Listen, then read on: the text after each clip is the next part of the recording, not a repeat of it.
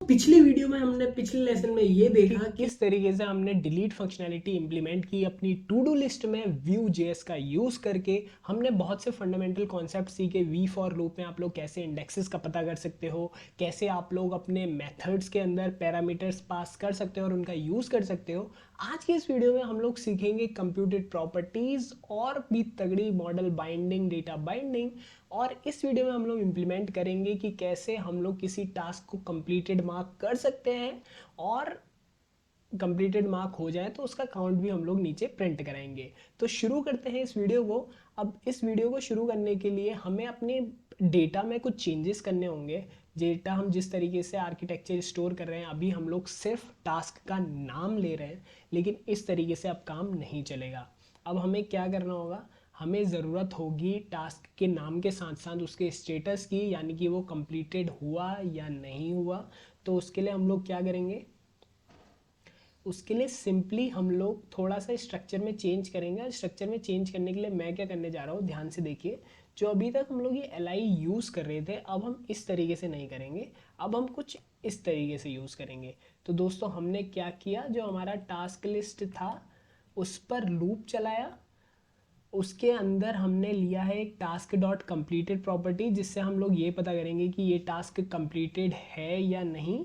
Task की ID हमने ले रखी है और यहाँ पर लेबल्स हमने लिए हैं यूज़ करके कि टास्क का हम टाइटल दिखाएंगे। तो देखते हैं इस वीडियो को शुरू करके कि हम लोग ये कैसे करने जा रहे हैं। तो अब हमने क्या करना है, जब भी आपका टास्क लिस्ट हम शुरुआत में एम्प्टी कर देते हैं, यानी कि शुरुआत में हम बाय डिफ़ॉल्ट अब कोई टास्क नहीं दिखाएंगे, डिफ़ॉल्ट टास्क हम हटा देते हैं। जैसे ही कोई टास्क ऐड करेगा तो हम क्या करेंगे, एक नया ऑब्जेक्ट बनाएंगे कुछ इस तरीके से। इस ऑब्जेक्ट की टास्क, इस ऑब्जेक्ट की आईडी हम लोग दे देंगे टास्क लिस्ट की काउंट, LENGTH +1। यानी कि जितने एलिमेंट्स हैं उससे आप एक जोड़ के उसकी आईडी रख लीजिए, यानी कि 2 एलिमेंट होंगे तो तीसरा जो एलिमेंट आप ऐड करोगे उसकी आईडी 3 हो जाएगी। अब दूसरी जो चीज़ है वो होगा इसका टाइटल, जो कि हमने मॉडल बाइंडिंग से निकाल रखा है। तो हम इसको लिख लेंगे directly this dot new task. ऐसे ही अब तीसरी जो चीज़ है हमें यूज़ करने के लिए, वो चाहिए इसका completed status.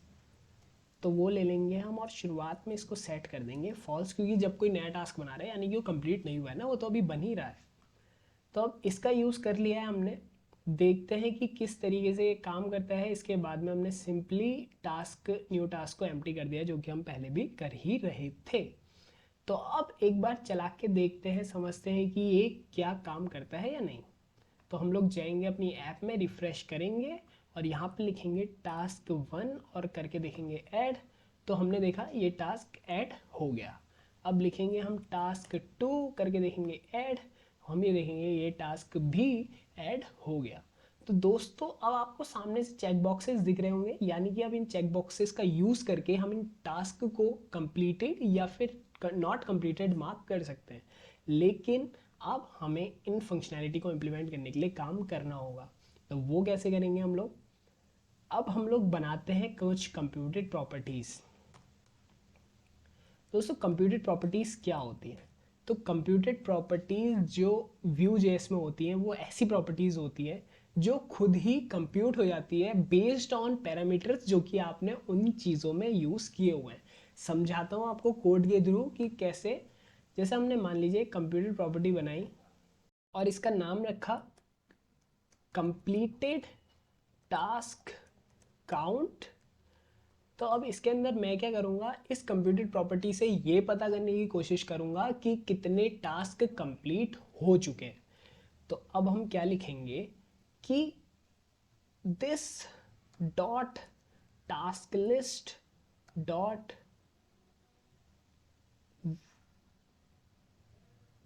Filter x is equals to x dot completed dot length.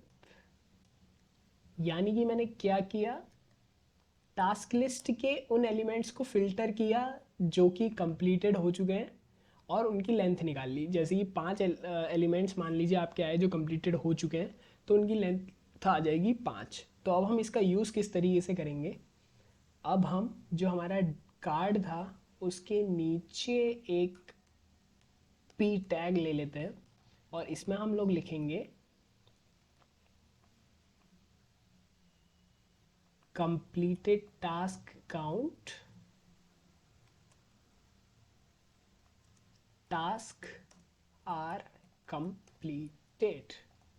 यानी कि ये किस तरीके से काम करेगा, जैसे ही कंप्लीटेड प्रॉपर्टी किसी भी टास्क की चेंज होगी तो ये कंप्लीटेड प्रॉपर्टी कॉल होती है और ये अपडेट करती है इस वैल्यू को, और इस वैल्यू का हम लोग यूज़ कर रहे हैं यहाँ पे। मान लीजिए मैं क्या बोलना चाह रहा हूँ, एक बार रिफ्रेश करके दिखाता हूँ। जो कि हमारे यहाँ पे लिखा हुआ है 0 टास्क आर कंप्लीटेड। तो मान लीजिए मैं यहाँ पे 2 टास्क ऐड कर लेता हूँ, टास्क 1 और टास्क 2।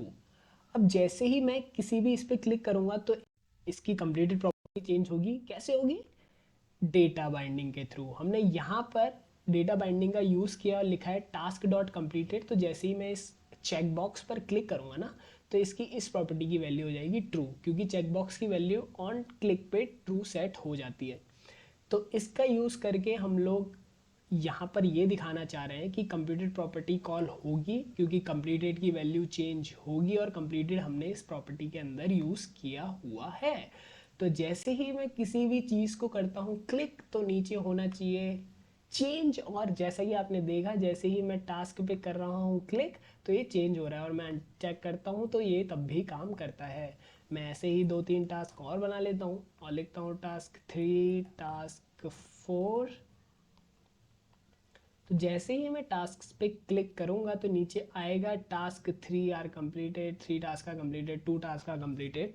तो इस वीडियो से हमने ये जाना कि किस तरीके से हम टास्क कंप्लीट वाली फंक्शनैलिटी इंप्लीमेंट कर सकते हैं, किस तरीके से आर्किटेक्चर चेंज करना भी Vue.js में इतना कठिन नहीं होता है, और कैसे आप लोग कंप्यूटर प्रॉपर्टीज़ का यूज़ करके सिंपली इन डेटा को विजुलाइज करवा सकते हो अपने यूज़र्स को, और कैसे ये Vue.js का पूरा इन्वायरमेंट इतना ईजी बना देता है इस सारी चीज़ों का काम करना। अगर ये सारे काम आप लोग नॉर्मल जावास्क्रिप्ट से करोगे तो आपको बड़े बड़े फंक्शंस लिखने पड़ेंगे जो कि मॉड्यूलर भी नहीं होंगे और साथ में ही एक जगह पे ऐसे बंधे हुए भी नहीं होंगे जैसे Vue.js के थ्रू आपको बंधे हुए मिल जाते हैं। तो मुझे उम्मीद है कि आपको इस वीडियो से समझ में आ गई होंगी कंप्यूटर प्रॉपर्टीज़ कैसे काम करती हैं। अगर आपको कोई भी सवाल या सुझाव है तो नीचे कमेंट कर दीजिए, मैं बताने की पूरी कोशिश करूँगा आपके सारे सवालों का जवाब। और मुझे उम्मीद है कि इस बेसिक कोर्स में जहाँ पर हम कंप्यूटर प्रॉपर्टीज़ की हमने बात की वहाँ तक आपको समझ में आ गया होगा कि कैसे Vue.js बेसिकली काम करती है और कैसे आप लोग इसको यूज़ करके अपनी प्रोग्रेसिव वेब एप्लीकेशंस बना सकते हो जो कि स्केलेबल हो, एक्सटेंसिबल हो और बहुत ही ज़्यादा रिस्पॉन्सिव और फास्ट हो। इस कोर्स में दोस्तों इतना ही। मैं और भी एडवांस कोर्स बनाऊंगा। अगर आप लोग को देखना है और अगर आप लोग सीखना चाहते हो नीचे कमेंट्स में लिख कर ज़रूर बताओ कि क्या है आपके मन में, और मैं तो बना दूंगा एक संडे के वक्त में। धन्यवाद। इस कोर्स में मिलते हैं आपसे नेक्स्ट कोर्स में।